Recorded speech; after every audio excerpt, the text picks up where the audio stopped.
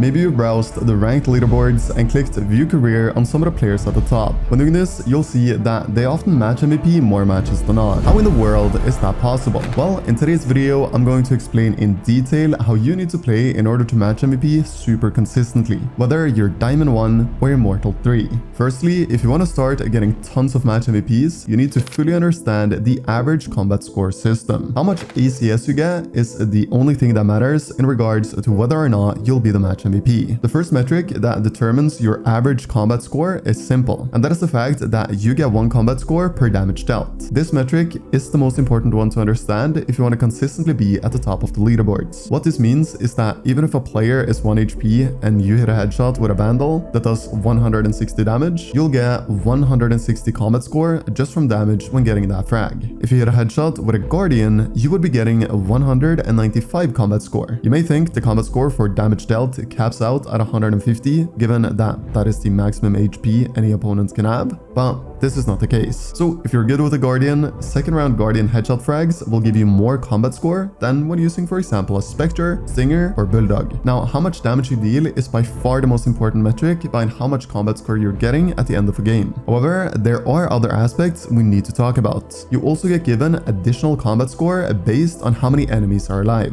If you get the first kill in a round, you're given 150 additional combat score that round. If you get the second, you get 130, and it keeps going down 20 combat score based on who you kill. So if you get the final kill, you only get an additional 70 combat score. Multi-kills is another important thing to focus on if you want to match MVP consistently, and that is because every kill after the first one grants you an extra 50 combat score. So if you're able to get many rounds with 3 kills, for example, your combat score will be higher compared to if you consistently just get 1 kill per round and end on the same amount of kills. The final and not so important factor behind how much combat score you get is getting non-damaging assists. Think smoke assists, heal assists, recon assists, anything in that category. Every assist you get like this gives you 25 combat score. The reason I say that this metric doesn't really matter is because even if you get 20 assists playing Brim, for example, that's only an additional 500 combat score, and that roughly equals just 3 headshot kills with a Vandal. So if you want to match MVP consistently, you shouldn't think you can do it just from being an amazing support player, because you can't. Moving on, another thing that will make getting match MVPs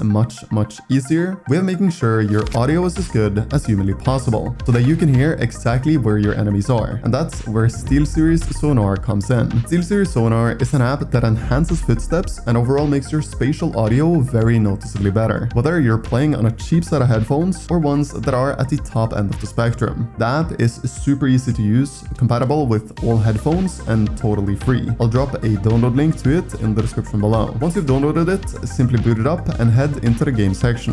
When you're here, you want to simply press the preset button and search for Valorant. A preset by the name Valorant by FaZe will pop up. All you want to do is click it, and your preset is applied, and you've made your audio 100 times better. When that's done, hop into either a DM or a ranked game and feel the difference. This preset is seriously impressive, and it makes pinpointing exactly where your enemies are coming from a ton easier. Thank you to SteelSeries Sonar for sponsoring this video. And just for you, SteelSeries is offering a 15% discount code on their entire website, so consider checking it out in the description below. Circling back to the video, another thing players who match MVP consistently master is taking favorable fights almost always. This right here may sound painfully obvious, but every fight is different. In some fights you take, there are 50-50 odds. In others, you have 75-25 odds, and then you have those really good fights that are 90-10 odds. The question we need to answer is, how can you almost always have the best odds possible in our duels? It all begins with understanding that every single duel you take has different odds. When I swing an angle, I almost always think, is this a favorable fight before I even swing?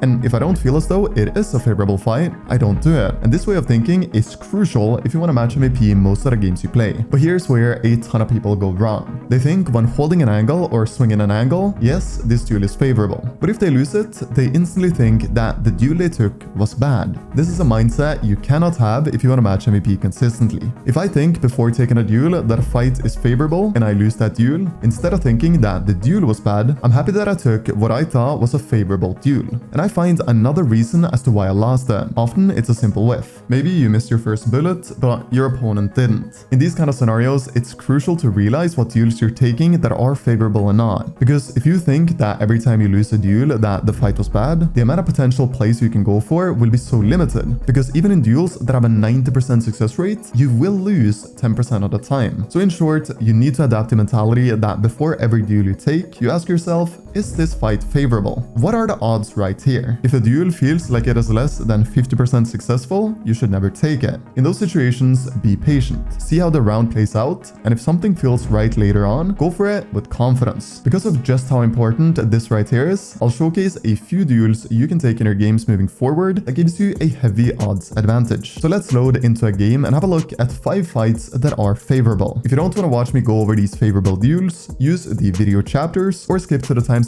on screen right now for the other tips I have to very consistently match MVP. The first heavily favorable duel is on Haven A-Long when defending, specifically on pistol round. In this round, you want to buy a sheriff and preferably play an agent like Jet, Omen, Chamber, or Waylay. However, even with agents without a TP or dash ability, this duel with a sheriff in pistol rounds will be extremely highly favorable. With TP and dash agents, this duel in my eyes is 85-15 odds between you and the opponents. When playing Jet here, for example, what's really important is that you hold the angle confidently and don't just always dash away after the first bullet like I see so many lower tier players do. Instead, take a few shots and see how things goes. Remember, on this range, a ghost will only deal 87 damage to your head. To add on to that, if you get a kill, you should still keep playing the angle and going for another. This is ranked and not VCT. Your ranked wins depends on you, and getting 2 instead of 1 will do wonders for how often you match MVP. Now, if you notice that the duel is no longer favorable, you obviously shouldn't go for 2. Get your 1 and get out. Maybe you got dinked by a ghost, but you also dinked your enemy with a sheriff. Now, the next duel is no longer favorable. One thing I need to add is that super often right here you'll get Sova darted, so be ready for it. But if you're playing an agent like Waylay, which in my opinion by the way is by far the most underrated ranked agent ever, you can actually push out until you're at the start of this box and then slow walk behind it. When Sova then darts close on A-Long, the dart won't spot you, and you'll have your TP to get out. People in ranked for some reason never go beyond pistol rounds, and if you have a Cypher on your team, chances are extremely high they'll go A. So take this fight in your next few games, and even if you die, remember, this duel is heavily favorable. It probably goes without saying, but you need to change things up in between your rounds. You can't do this play 10 times in a row and have it still be favorable as 85-15. What I like to do is sometimes go long, then short, then I may double swing window with a teammate on B, or play an aggressive angle on C. The next duel is slightly less favorable in my opinion, standing at around 70-30 odds in my eyes, and that is fighting for rubble when attacking on Lotus. For this, I recommend playing Neon, Jet, Omen, Race, or Waylay. In my example here, I'm using Jet. You want to dash onto rubble like this, make sure you jump when dashing so that you reach slightly further, and instead of going the normal right side and peeking out like this, what I much prefer is peeking out from the left side. Not only is this slightly unexpected, but you also get to help your teammates out instantly, and the opponents will most likely have to make a somewhat big mouse adjustment to land on your head. I also like doing this way more than going on top of rubble with an updraft dash. The odds are just way better when doing it like this, in my opinion. What's really important when you do this is that you look towards stairs when dashing. Not only will this help you more easily adjust your crosshair to get kills when you peek, but it'll also give information to your teammates about where the enemies are because they'll pop up on the minimap. Moving on to Sunset, one of the most favorable fights you can take is in B main when playing a TP or dash agent. This one is especially good if you're playing Chamber as the only sentinel on your team, because a lot of the time people will go B on pistol, especially if they see that there's no other type of sentinel. What's really important when making this peek is that you're far out. If you stand behind this box like a lot of people do, your enemy's pre-aim will most of the time be perfect on your head, and it will no longer be a heavily favorable duel. When standing here, this duel is in my eyes around 65-35 odds. The reason it's lower than the peek on Haven is because you will get one-shotted by a ghost here, and for some reason teams are way more synchronized when pushing B on Sunset compared to A-Long on Haven. Now, one of my favorite peeks in the entire game is the bind bat peek when playing Waylay. You want to insta-pop your TP and wide swing out, then slow walk up whilst your TP runs down. A lot of the time, people will forget to have one showers when going A in the first few rounds. This will give you an incredibly fast flank. Or you may meet someone that won't expect you to have pushed up as far as you have. Often when doing this, I'll catch Omen off guard throwing smokes, which is a completely free kill. In my eyes, this is around a 60-40 duel to take. The reason is that people do double swing bath and their pre-aim on you will be easier than how you have to pre-aim to be directly on their head. But the lucky thing is that you can TP back if you see an unfavorable duel. Even if the enemies aren't going A, you have claimed a ton of space and can send the rest of your team to B quickly when going for this one. Highly recommend. The fifth and final favorable play I'll be talking about is the mid to mid link duel on Ascent. Very typically when playing a duelist like Jet, you'll find yourself playing mid. And this duel right here is around 60-40 favorable because it's noticeably easier for you to pre-aim the enemies on this angle due to the fact that they can only come from one angle. And of course, they're swinging into you. The reason it's not more favorable is because a Sova dart can really mess you up here if you don't take it out. These walls are easily wall bangable, and if you make one small mistake, you'll end up dead playing from here. The fourth thing you need to have if you want to match MVP almost every match is an aggressive and non-hesitant playstyle. As we talked about earlier, getting match MVPs is all about consistently getting high average combat scores. So having rounds where you just survive and don't get any kills is something we want to avoid as much as humanly possible.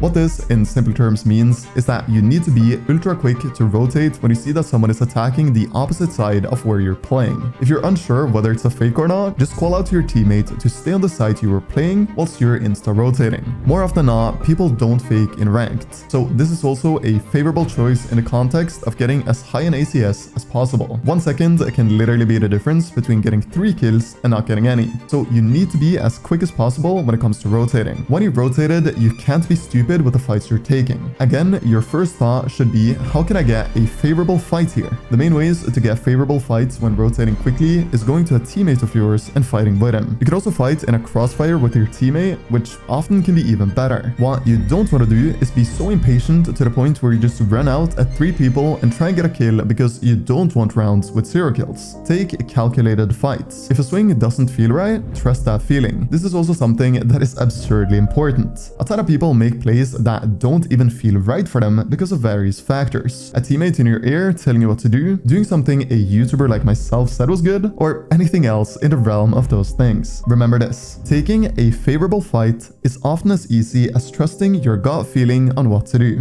When you've played this game for a few hundred hours, your gut feeling is often right. And even if you die trusting your gut feeling, you shouldn't start to doubt it, because chances are you took a favorable fight and simply had one of those deaths that are inevitable. An objectively favorable fight isn't anywhere near as good to take if you're not confident in taking it. In some cases, it can even make that exact fight unfavorable. Moving on to something totally different but also incredibly important, we have the fact that you can never rage queue or queue when you have more important things to do. Rage queuing will not allow you to consistently match MVP because you will go for unfavorable fights when your head is not in the right place. You'll have the mentality that you don't care and go for insanely stupid plays that may work once, twice, or 3 times, but it won't be anywhere near consistent. In order to match MVP consistently, you need to have a clear mind. And that is also why it is so important that you don't play when you have more important things to do. You all know what I'm talking about. Playing when you know you should be cleaning your room, going to the gym, or working on that ridiculously important school or job assignment. Playing when you have more important things to do will split your focus between the game and the knowledge of having to do said important thing. So if you're serious about match MVPing almost every game, stay away from rage queuing and playing when you have more important things to do. On a similar but somewhat contrary note, we have being able to take every single round as an individual round. Now, something that upped my match MVPs tremendously was adapting the I'm gonna ace every single round mentality. And this is exactly what it sounds like.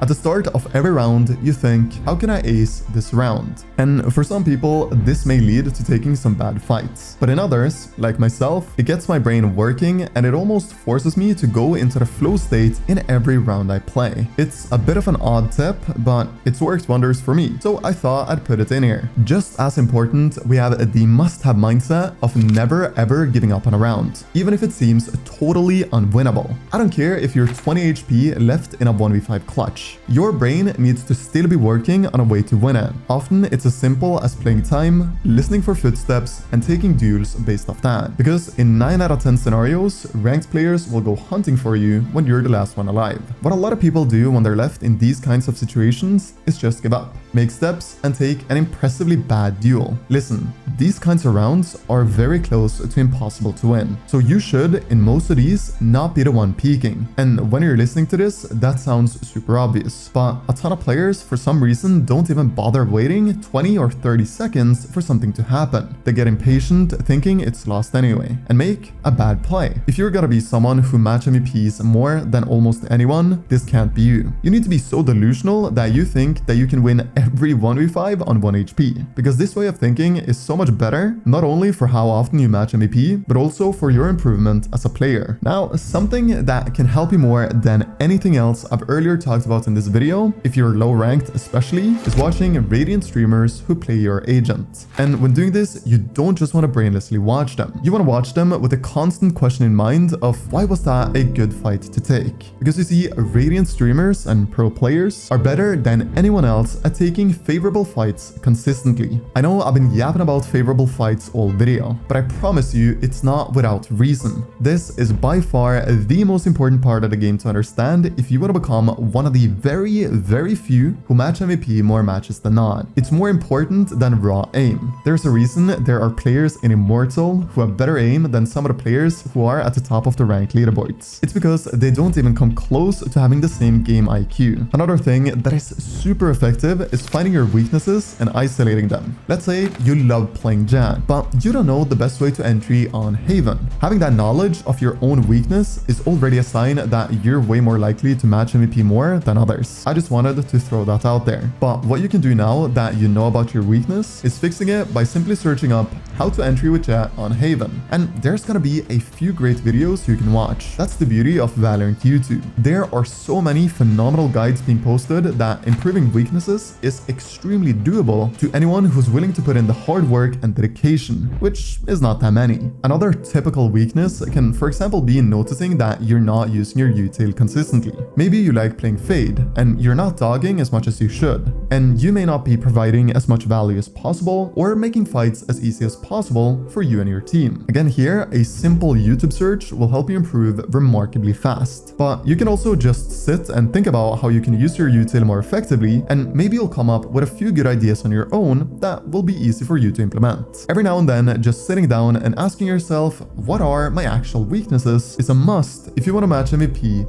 often. And the thing about weaknesses is that they fluctuate heavily. 1 month, your aim is your weakness. The next month, it's your utility. Then it's your decision making the next. The important thing is figuring out what is holding you back and getting it up to par with your other qualities as a player, and then continuing that loop for as long as you can. Moving on to tip number 10, we have the important trait of maintaining consistent fundamentals. Now, whether you're in Silver 3 or Immortal 1 right now, we both know that some days your fundamentals are nearly flawless and others, well, they stink. This happens to almost everyone, but trying every single day to be a player with objectively clean fundamentals is important, because if you don't, you'll unfortunately build a skill set around flawed fundamentals, and your skill cap definitely won't be the rank in which your true potential lies. If you're unsure what I'm talking about, the fundamentals of Valorant are simply consistently standing still when shooting, bursting your bullets when playing the Vandal specifically, not crouching to crouch spray. Crouching is really good if you use it in an up-down manner when strafing back and forth in your fights, although very difficult to master. In addition to these fundamentals, you have maintaining good crosshair placement and of course a solid pre-aiming. Some days your pre-aim is just off for some reason, and you also have better reads of your opponents some days than others, although that may not be considered a fundamental. But in any case, if you feel as though your fundamentals are slipping after 1, 2 or 3 games, take a little bit of a break and come back like 30 minutes later so that you can be focused once again. Inconsistent fundamentals comes almost only from a lack of focus and not mechanical inability. This right here is unarguably one of the most crucial tips to follow if you want to match MVP almost every game. And remember, every day is different. One day you can pump out 5 games in a row with rock solid fundamentals, and another day your focus will slip after only 1 match. There are an endless amount of factors that play into this, but primarily how you've eaten, slept, and how much other stuff you have on your mind when playing. Alrighty guys, there you have it. 10 tips that, in my opinion, will make match MVPing much easier. Now, hop into a game, focus on every single round, and get that match MVP.